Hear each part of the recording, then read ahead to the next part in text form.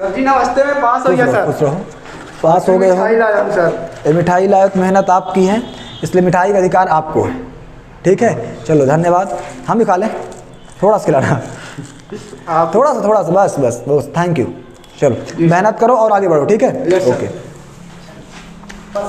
मैं PS Tiwari, Jupiter coaching class Chirhula Lalpa में physics की कोचिंग कराता हूँ।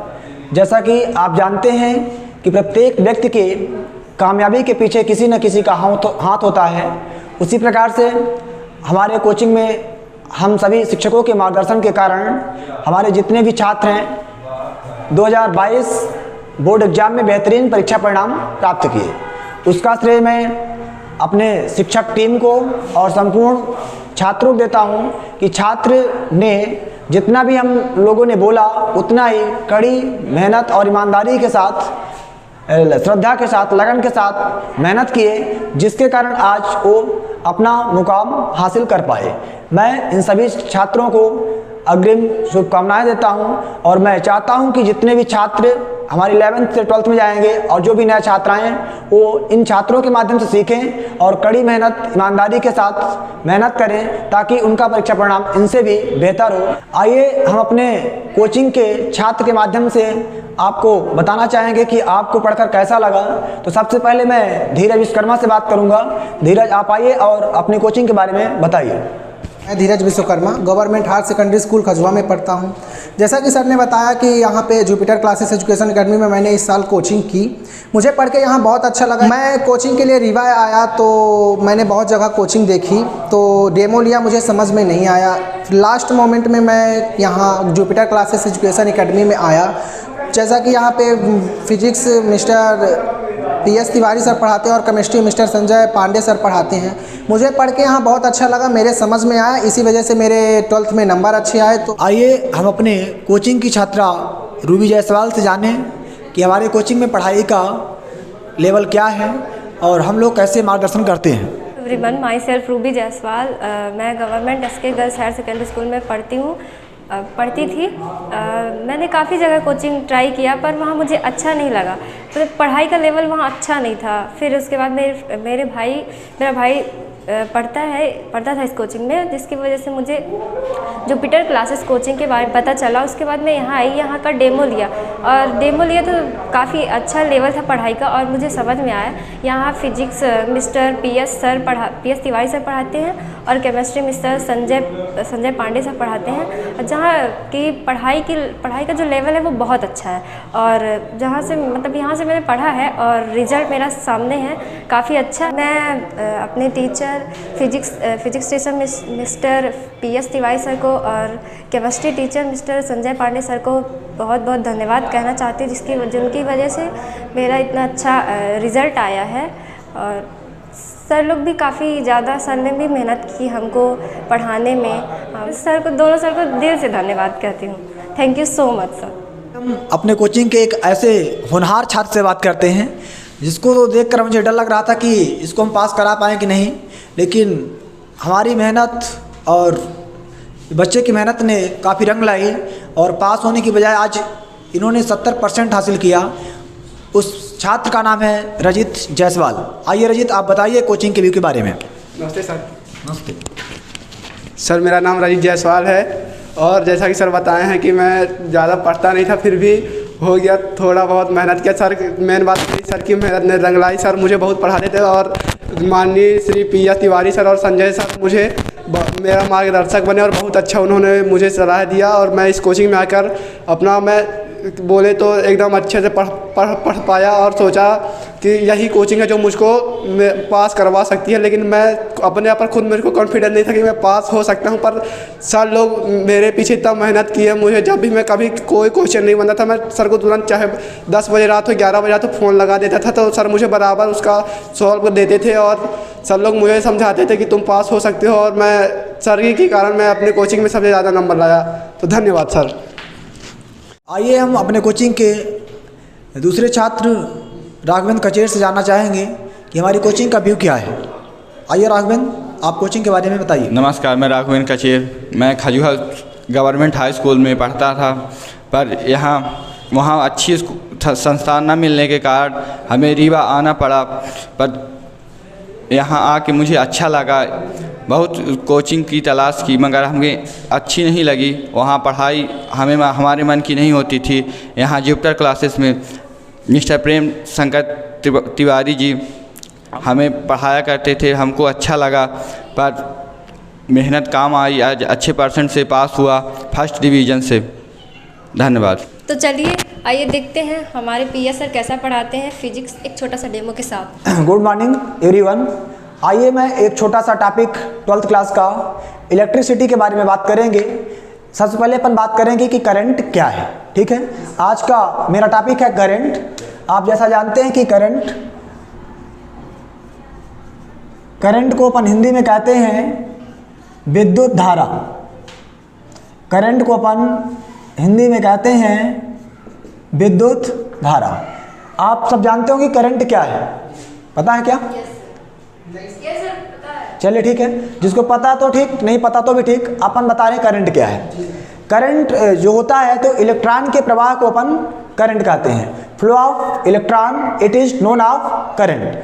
फॉर एग्जाम्पल समझिए, जैसे मान लीजिए कि आपका एक कंडक्टर वायर है। इस कंडक्टर वायर में इलेक्ट्रॉन इस प्रकार से होते हैं, कुछ इलेक्ट्रॉन जो फ्लो हो रहे हैं, इस इलेक्ट्रॉन के फ्लो को अपन क्या कहते हैं? करंट। कोई पूछता है कि करंट क्या बताएंगे? इलेक्ट्रॉन के फ्लो को अपन करंट कहते हैं, इलेक्ट्रॉन के प्रवाह को अपन करंट कहते हैं। तो हमेशा जानिएगा कि इलेक्ट्रॉन और करंट दोनों की दिशा एक दूसरे के विपरीत होती है। सपोज दैट अगर इलेक्ट्रॉन का प्रवाह इधर होगा तो करंट का प्रवाह इस दिशा में होगा। समझ में आ गया? चलिए, करंट जो है, अब करंट के साथ साथ एक टॉपिक हमारा वोल्टेज भी होता है। ठीक है, तो पहले करंट में और जानिए। करंट का जो मात्रक होता है, करंट का मात्रक क्या होता है? एम्पियर। करंट का मात्रक एम्पियर होता है। ठीक है, करंट को अपन आई से दर्शाते हैं। ठीक है, एम्पियर एक बड़ा मात्रक है, इसलिए व्यवहार में इसके छोटे मात्रक यूज किए जाते हैं, मिली एम्पियर और माइक्रो एम्पियर। एक मिली एम्पियर का मान कितना होता है? 10⁻³ एम्पियर। और 1 माइक्रो एम्पियर का मान कितना होता है? 10⁻⁶ एम्पियर। ठीक है, फिर करंट के साथ साथ वोल्टेज जानेंगे। तो करंट के बारे में हमने क्या बताया कि फ्लो ऑफ इलेक्ट्रॉन को क्या बोलते हैं? करंट। ध्यान दीजिए, अब कोई पूछता है आपसे कि बेटा वोल्टेज क्या है, तो क्या बताओगे? Pressure of electron. Pressure of electron को क्या बोलते हैं? वोल्टेज। फ्लो ऑफ इलेक्ट्रॉन को क्या बोल रहे हैं अपन? करंट। और जो इलेक्ट्रॉन में प्रेशर होगा, दबाव होगा, उसे अपन क्या बोलेंगे? वोल्टेज। यानी कोई पूछता है कि वोल्टेज क्या है, तो क्या बताओगे? Pressure of electron it is known of voltage, but flow of electron it is known of current. Electron के फ्लो को अपन करंट कहते हैं और इलेक्ट्रॉन के प्रेशर को अपन क्या कहते हैं? वोल्टेज कहते हैं। हमारा क्वेश्चन बनता है कि करंट और वोल्टेज में से आपसे कोई क्वेश्चन किया कि बताओ बेटा कि करंट वोल्टेज पर डिपेंड करता है या वोल्टेज करंट पर, तो आपका मत क्या होगा? आइए इसको अपन एक दैनिक जीवन में एग्जाम्पल के माध्यम से समझने का प्रयास करते हैं। सपोज दैट ये मान लीजिए यहाँ पे एक पानी की टोटी है। ठीक, टोटी के माध्यम से देखेंगे इस टोटी में क्या बहता है? यहाँ पे पानी। इस पानी को अपन नाम देते हैं धारा, करंट। इस पानी को अपन क्या बोलते हैं? सपोज दैट पानी क्या है आपका? करंट है। और जो इसकी टोटी होगी, इस टोटी को अपन क्या बोलते हैं? वोल्टेज। टोटी को क्या बोलते हैं? वोल्टेज। तो यहाँ से हम आपको ये क्लियर करेंगे कि करंट वोल्टेज पर डिपेंड करता है, ना कि वोल्टेज करंट पर डिपेंड करता है। देख पा रहे हैं एग्जाम्पल? वोल्टेज करंट पर डिपेंड नहीं करता, करंट वोल्टेज पर डिपेंड करता है, क्योंकि जब टोटी को घुमाएंगे तो पानी निकलेगा, तो पानी मतलब करंट, और टोटी को बंद करेंगे तो पानी नहीं निकलेगा। दैट मीन्स करंट वोल्टेज पर डिपेंड करता है, ना कि वोल्टेज करंट पर डिपेंड करता है। समझ में आ गया? चलिए अब देखिए, हम बात करते हैं करंट के प्रकार के बारे में, टाइप्स ऑफ करंट, कि करंट कितने प्रकार के होते हैं। आपको पता होगा कि जो करंट है, हम बात कर रहे हैं टाइप्स ऑफ करंट।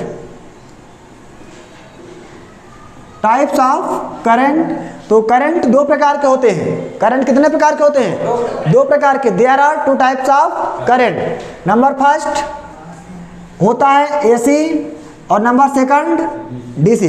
कोई आपसे पूछता है कि करंट कितने प्रकार के होते हैं? 2 प्रकार के। कौन कौन से? एसी और डीसी। ठीक है, एसी करंट की जो खोज है किसने किया था? एसी करंट की खोज किया था निकोलस टेस्ला ने। किसने किया था? निकोलस टेस्ला ने। जैसे आपसे कोई पूछे कि एसी करंट की खोज किसने किया था? निकोलस टेस्ला ने। और डीसी करंट की खोज किसने किया था? थॉमस अल्वा एडिसन ने। डीसी करंट की खोज किसने किया था? थॉमस अल्वा एडिसन ने। एडिसन साहब ने डीसी करंट के साथ साथ इलेक्ट्रिक बल्ब की भी खोज किए थे। यानी कोई पूछता है कि इलेक्ट्रिक बल्ब की खोज किसने किया था? थॉमस अल्वा एडिसन ने। डीसी करंट की खोज किसने किया था? थॉमस अल्वा एडिसन ने। जब हम भारतीय लोग धर्म में लड़ रहे थे, तो हिंदू है वो मुस्लिम है, तो अब ये विदेशी जो वैज्ञानिक थे ये बात कर रहे थे एसी और डीसी की। ठीक है, एसी करंट खोज किसने किया? निकोलस टेस्ला ने। डीसी करंट खोज किसने किया? थॉमस अल्वा एडिसन ने। अब देखिए, आइए हम बात करते हैं एसी करंट के बारे में। एसी करंट आपकी 2 प्रकार की होती है। एसी का पूरा नाम होता है अल्टरनेटिंग करंट। एसी का फुल फॉर्म क्या होता है? Alternating current. इसको हिंदी में क्या कहते हैं? प्रत्यावर्ती धारा। क्या कहते हैं? प्रत्यावर्ती धारा। तो एसी करंट 2 प्रकार की होती है। एसी कितने प्रकार की होती है? 2 प्रकार की। एक होती है सिंगल फेस एसी, एक होती है सिंगल फेस एसी, और एक होती है ट्रिपल फेस एसी। मतलब 1 फेस और 3 फेस एसी। देखिए, जो हमारे घरों में लाइट आती है, ये कौन सी लाइट है रजीत? जो हमारे घरों में लाइट आती है कौन सी लाइट है? एसी। कौन सी है? एसी। कैसी एसी? Single phase AC. कैसी एसी है? Single phase AC. जो घर में लाइट आती है होती है single phase AC. AC current क्या होती है? वह करंट जिसका परिमाण और दिशा समय के साथ परिवर्तित होता है, उसे क्या बोला जाता है? एसी। एसी करंट जो है तो इस प्रकार से चलती है। एसी करंट आपके कुछ इस प्रकार से चलती है। अगर आप देख पा रहे होंगे, है ना, ग्राफ में, तो समझिएगा यहाँ पे एसी का मान ज़्यादा है, यहाँ पे कम है, फिर ज़्यादा, फिर कम, फिर ज़्यादा। मतलब इसका मान जो है तो समय के साथ क्या हो रहा है? परिवर्तित हो रहा है। कुल मिलाकर ये समझिए कि जब आप चलते हैं थके हारे, तो आप जब इस प्रकार से चलते हैं, ये आपकी क्या कहलाएगी? एसी। और जब आप स्पीड में दौड़ेंगे तो वो कहलाएगी डीसी। स्पीड में दौड़ेंगे क्या कहलाएगी? डीसी। तो ये आपकी हो गई एसी। तो घर में कौन सी एसी आती है? घर में कौन सी आती है? एसी। एसी में कौन सी? Single phase. Single phase AC कितने वोल्ट की होती है? 220 वोल्ट। सिंगल फेस एसी कितने वोल्ट की होती है? 220 वोल्ट। 220 वोल्ट में कितने एम्पियर होते हैं? 5 एम्पियर। 220 वोल्ट में कितने एम्पियर होते हैं? 5 एम्पियर। अब देखो क्वेश्चन कैसे बनता है। कोई पूछ लिया कि आपके घर में कौन सी करंट आती है? एसी। कौन सी फेस? सिंगल फेस एसी का वोल्टेज कितना होता है? 220 वोल्ट। 220 वोल्ट में कितने एम्पियर होते हैं? 5 एम्पियर। और 1 एम्पियर का मान कितना होता है? तो 1 एम्पियर का मान होता है 6.25 गुणे 10⁻18 इलेक्ट्रॉन पर सेकंड। इलेक्ट्रॉन पर सेकंड, ये होता है 1 एम्पियर करंट का मान। और ट्रिपल फेस एसी का जो यूज होता है किसानों के द्वारा मोटर चलाने में, बड़ी बड़ी कंपनियों में किया जाता है ट्रिपल फेस एसी का यूज। ट्रिपल फेस एसी जो होती है वो होती है 440 वोल्ट। कितनी होती है?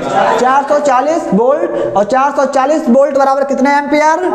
15 एम्पियर। कितना होता है? 15 एम्पियर। समझ में आ गया? ठीक है। तो सिंगल फेस एसी और ट्रिपल फेस एसी। जो हमारी डीसी है, डीसी का मतलब होता है डायरेक्ट करंट, इसको बोलते हैं दिष्ट धारा। इसकी खोज किसने किया था? थॉमस अल्वा एडिसन ने। किसने किया था? थॉमस अल्वा एडिसन ने। डीसी करंट जो है, ध्यान दीजिए, डीसी करंट जो है तो सीधे फॉर्म में चलती है। हमने बताया कि आपका दौड़ना क्या है? DC current. आपका दौड़ना क्या है? DC current. ठीक है। एक लास्ट क्वेश्चन है, आपसे कोई पूछता है कि एसी और डीसी में ज्यादा खतरनाक कौन सी होती है, तो आप क्या जवाब देंगे? एसी। एसी और डीसी में ज्यादा खतरनाक कौन सी होती है? एसी। ठीक है, ना कि डीसी। लेकिन अगर दोनों की वैल्यू बराबर है, अगर 50 एम्पियर की एसी है और 50 एम्पियर की डीसी है, तो दोनों बराबर खतरनाक होंगी। लेकिन सामान्यतः एसी डीसी से ज़्यादा खतरनाक होती है। अपन आगे कंटिन्यू क्लास में बात करेंगे। Okay, thank you. नमस्ते में पास हो गया सर। पास हो गए हो। मिठाई लाया हूँ सर। ये मिठाई लायक मेहनत आपकी है, इसलिए मिठाई का अधिकार आपको है। ठीक है, चलो धन्यवाद। हम भी खा लें, थोड़ा सा खिलाना, आप थोड़ा सा, बस बस बस, थैंक यू। चलो मेहनत करो और आगे बढ़ो, ठीक है, Yes, sir. ओके।